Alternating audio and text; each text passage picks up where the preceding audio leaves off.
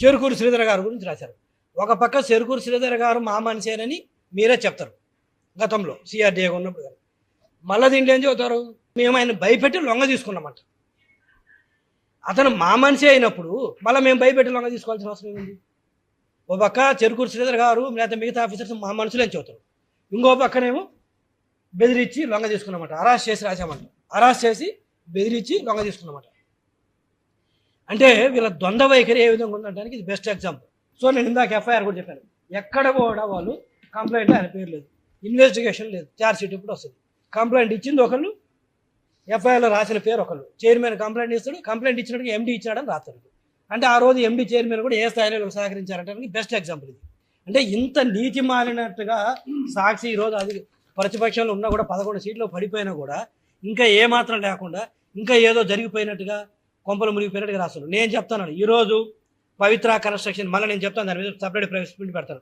పవిత్ర construction చెప్పిన దాదాపు 100 కోట్ల పైన వర్కులు ఆ రోజు ఉన్న మసూదన్ రెడ్డి గారు ఎండి గారు సొంత వాళ్ళ ఇంట్లో వాళ్ళకి ఇచ్చాడు. ఎట్లా ఇస్తారండి? కాన్ఫ్లిక్ట్ ఆఫ్ ఇంట్రెస్ట్ రాదా? సొంత బ్రదర్స్కి ఇచ్చాడు. నేను మళ్ళీ దాని మీద డీటెయిల్గా చెప్తాను. అది బెనిఫిట్ చేయడం అంటే, అది కాన్ఫ్లిక్ట్ ఆఫ్ ఇంట్రెస్ట్ అంటే. ఒక కులంలోనో ఒక మతంలోనో వస్తే అది ఎవడేం చేస్తుంది? ఆ రోజు ఉన్న మసూదన్ రెడ్డి గారు ఇంట్లో వాళ్ళకి ఇచ్చాడు, ఒకటిగా చాలా కంపెనీలు ఇచ్చాడు. అందులో పవిత్ర కన్స్ట్రక్షన్స్ ఒకటి. 100 కోట్ల పైగా ఇచ్చాడు. టెండర్స్ ఇచ్చేసి వర్క్ చేయించుకున్నాడు, సప్లై చేయడం జరిగింది. మెటీరియల్స్ మొత్తం ఇష్టం వచ్చినట్టుగా పేమెంట్ చేశారు. మరి అది కదా ఈ కేసులు, అవి కదా ఇచ్చుకోవడం అంటే, లబ్ధి చేసుకోవడం అంటే. ఇదే లబ్ధి చేయడం అంటే, అదే లబ్ధి చేయడం అంటే. మరి జగన్మోహన్ రెడ్డి గారు ఏం సమాధానం చెప్తారు? దానికి పెట్టమంటారు, దాని మీద కేసు పెట్టమంటే నేను పెడతాను కూడా గ్యారంటీగా. అలాంటి కంపెనీలు బయటకు తీస్తాను, నేను ఉన్నాయి, వర్క్ చేస్తున్నాడు. ఎందుకంటే ప్రాపర్ ఏళ్ళ మాదిరి అడ్డగోలుగా రాలేం కదా, అది కూడా త్వరలో తీసుకొచ్చి చెప్తాను. అది ఇంట్లో వాళ్ళకి ఇచ్చి లబ్ధి చేకూర్చుకోవడం అంటే, ఇదే లబ్ధి చేకూర్చుకోవడం అంటే. చంద్రబాబు నాయుడు గారు అడ్డగోలుగా మీరు కేసులు పెట్టిందే కాకుండా, ఏమనగా మార్చిందే కాకుండా, పోనీ ఏమన్నా బేస్ రాశారంటే ఏం లేదు, కేవలం ఒకటే బేసు ఒత్తిడి చేశారంట చంద్రబాబు నాయుడు గారు, అందుకని ఇచ్చారంట. అందుకు ఆయన ఏమన్నా అవుతాడు, ఏమన్నా కామన్ సెన్స్ ఉండవల్ల, దానికి బేస్ ఉండవల్ల కనీసం ఇదిగో ఫోన్ కాల్స్ ఇది చేశాడు, పిలిపించాడు, మాట్లాడి జీరో బేసు. మళ్ళీ మేము ఒత్తిడి చేసి ఆఫీసర్స్ని ఆడిట్ నివేదికను తొక్కిపెట్టాడు. నువ్వు ఇచ్చిందే అబద్ధం ఆడిట్ నివేదిక, మళ్ళీ దాన్ని మేము తొక్కిపెట్టడం ఏంటి? నువ్వు ఇచ్చిన నివేదికను కోర్టే కొట్టిపడేసింది, నీ చల్లదాన్ని పక్కన పడేసింది ఆ రోజు ఆనరబుల్ కోర్టు. మీ సిఐడి వల్ల దాన్ని ప్రూవ్ చేయలేకపోయారు ఆ రోజున్న సిఐడి ఆఫీసర్స్, ఆ రోజున్న పీపీలు. మేము తొక్కిపడడం ఏంటి? కోర్టే కొట్టి తీసి పక్కన పడేసింది కదా, మళ్ళీ మేము తొక్కిపట్టేది సపరేట్గా. అయినా వీళ్ళకు మారకుండా ఈరోజు తప్పుడు కథనాలు రాస్తున్నారు. మీరమ్మ టీవీ నేను ఏమడగరా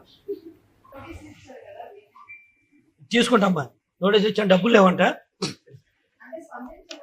నోటీస్ ఇవ్వలేదు. డెఫినెట్గా వీళ్ళు ఇప్పుడు 15 days టైం ఇచ్చాము. ఇప్పుడు మేము ఇంత అది కూడా క్లారిటీ ఇవ్వాలి. ఎందుకంటే మా పొలిటికల్ గవర్నెన్స్ ఒకటి, పాయింట్ నెంబర్ 1 మా ముఖ్యమంత్రి గారు క్లియర్ చెబుతున్నారు, మనం ఎక్కడ కూడా కక్షపూరిత రాజకీయాలు చేయొద్దు, 1-2 సార్లు అవకాశం ఇమ్మంటున్నారు. ఇప్పుడు మేము ఎవరి మీద లాస్ట్ టైం గవర్నమెంట్ మాదిరి గోడలు దూకో, లేదా ఎఫ్ఐఆర్ల పేరు లేకపోయినా కూడా ముందు అరెస్ట్ చేసి ఎఫ్ఐఆర్ల పేరు పెట్టాలో, గోడలు దూకి అర్ధరాత్రులు పోయి మేము అరెస్ట్ చేయట్లేదు.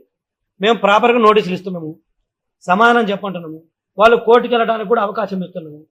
సో అంతా ఎగ్జాస్ట్ అయిన తర్వాత మేము చర్యలు చేస్తున్నాం తప్పితే ఎక్కడ కక్షపూరితంగా ఎక్కడ ఏ రోజు వెళ్ళట్లేదు. వెళ్ళొద్దు అన్నదే మాకు వచ్చిన డైరెక్షన్స్. అది నా డిపార్ట్మెంట్ కనే కాదు, ప్రతిసారి కూడా అలాంటి డైరెక్షన్స్ ఉన్నాయి. అందుకని చెప్పేసి మేము యాంపిల్ టైం ఇస్తున్నాం. వాళ్ళకై వాళ్ళు వచ్చి తప్పు తెలుసుకొని తప్పు చేశారు, వచ్చి ఇస్తే బాగుంటుంది. అయినా కూడా మేము కావాల్సినంత టైం ఇస్తున్నాం. ఆ సమయాన్ని కూడా వాళ్ళు వినియోగించుకొని రెస్పాండ్ కాదు, డెఫినెట్గా will take action. And mean to say take action అంటే లేక చట్టపరంగా ఏం చర్యలు చేపట్టాలి అవన్నీ చేపడతాం. ఎఫ్ఐఆర్ ఫైల్ చేయడం కావచ్చు, మీద అన్నీ కూడా చేస్తాం. సో లేట్ అవుతుంది కాబట్టి మేము చేయట్లేదు అనుకో, ఆపేసామనుకోవద్దు. పోలీసింగ్ ఏంటంటే కక్షపూరితంగా వెళ్ళకూడదు. మనం వాళ్ళ రాజ్యాంగ పరంగా వాళ్ళకి కొన్ని హక్కులు ఉంటాయి కాబట్టి వాళ్ళని గౌరవిస్తూ వాళ్ళకి ఇవ్వాల్సిన టైం వాళ్ళకి ఇస్తున్నాం. ఇన్ దట్ ప్రాసెస్ మనం ఆగుతున్నాం తప్పితే వేరే ఉద్దేశం కాదు. నిన్న మంత్రి గారు వచ్చేసి దాదాపు 2 గంటల పాటు రివ్యూ చేయడం జరిగింది మొత్తము. సో మోటివ్ అదే కదా, ఇంతకుముందు నేను కూడా చెప్పాను. నేను మంత్రి గారు వచ్చేసి క్లియర్ డైరెక్షన్స్ ఇవ్వడం జరిగింది. యుద్ధ ప్రాతిపదికన కనెక్షన్స్ కావచ్చు, రాష్ట్రం మొత్తం ఇంటర్నెట్ కావచ్చు క్వాలిటీగా ఇవ్వాలనేది పెట్టుకున్నాం. దాని మీద వర్క్ స్టార్ట్ చేస్తున్నాం. అంటే సెటప్ బాక్స్లు ఏమంటే లాస్ట్ ఎలక్షన్స్ ఒక బాక్స్ కూడా కొనలేదు, అది ఇప్పుడు కొంటున్నాం. మొత్తం టెండర్స్ కూడా కాల్స్ చేస్తున్నాం. ఒక 4-5 రోజుల్లో మేము బాక్స్లు ఉన్న వాళ్ళందరూ కూడా వచ్చేసి మా దగ్గర అది చెక్ చేసుకోమని చెప్తున్నాం. ఒకసారి అది అయిపోయిన తర్వాత వీళ్ళు కాల్ ఫర్ టెండర్స్ వాటికి కూడా.